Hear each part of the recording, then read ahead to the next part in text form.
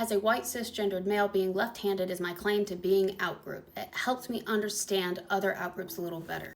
And I said, I've given this example in a workshop before. It was well received by most. The one guy who tried to argue it got obliterated by everyone else who understood it. He was a senior leader who was a notorious ass, and it was his own fault. Story time!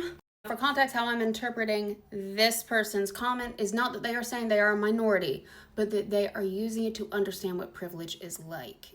Let me walk you through. I made this video last week and posted it on my video platforms, and that's why I received this comment.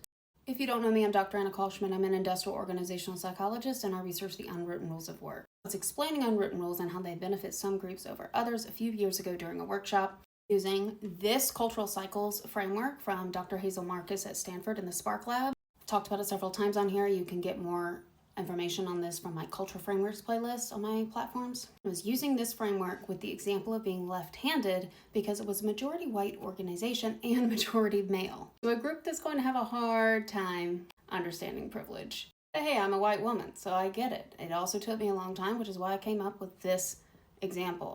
How things become considered normal in culture is that there's an overall idea, there's my arm, that is then reinforced in institutions, our interactions with people, and changes beliefs about ourselves. The only way to change that idea is to push back through these cycles.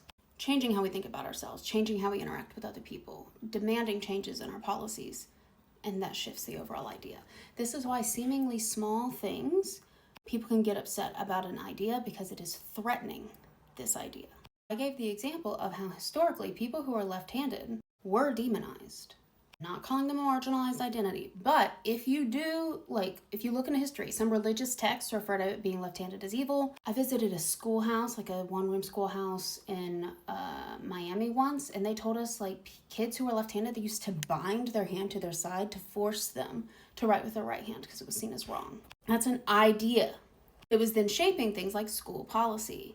And this influences how people treat each other and the things that are institutionalized. So I asked people when I gave the workshop who was left-handed, there were 2 people, and I asked them to tell me what are moments that can make it difficult for you as a left-handed person. And of course they were all okay, it's not the end of the world, but things like I can't find scissors that work for left hand, so I have to learn how to do it with my right, which is not the end of the world. They understood it's not a marginalized identity, okay? Or I don't have desks that are for me, so I have to find something else or prop my hand up with a book or just go without. And for some people who worked with more advanced machinery, they're it can be a bigger problem if the machinery itself isn't very versatile. Even our interactions with other people, we tend to shake with the right hand.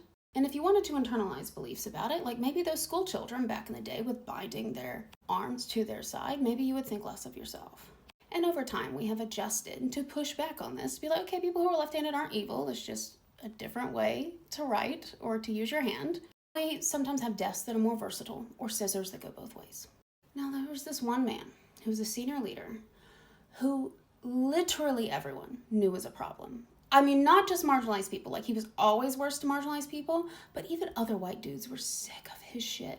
He thought he was so smart, and he fought everything. So when this example got brought up, because he insisted to going to all of these things, even though he hated them, he was well, actually, being right-handed was about showing that you didn't have a weapon back in the day.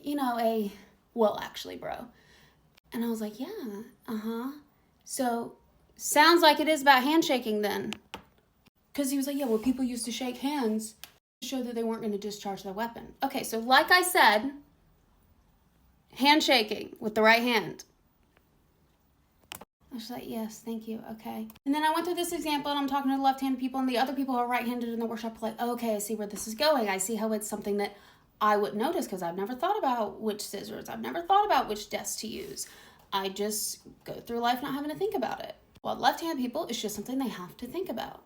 And he tried to make such a stink about this, and everybody else called him out on it. He was oh, so what are we supposed to do? Just only have left-handed desks? And I didn't even have to say anything. Other people in the workshop were no, you just have versatile desks, or you have both.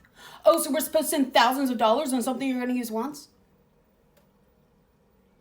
We use desks every day, do we not? Do you know if left-handed desks were more expensive than right-handed desks? And he was just trying to cause a stink, and it was so funny because I didn't even have to do anything which meant I was doing my job as the facilitator. It was so clear to everyone else in the room, who was, again, male and pale, that everyone else was like, bro, what is your problem? And this is what happens when you're a senior leader who literally everyone hates because you're so toxic and only out for yourself. This man also tried to challenge me over psychometrics and data analysis in a meeting with senior executives about data I had collected, and you can imagine how that went for him. I was professional. I wasn't playing any games or being defensive, and while I was at my job doing what I do, but he really just ran himself into his own problems. It was honestly very entertaining.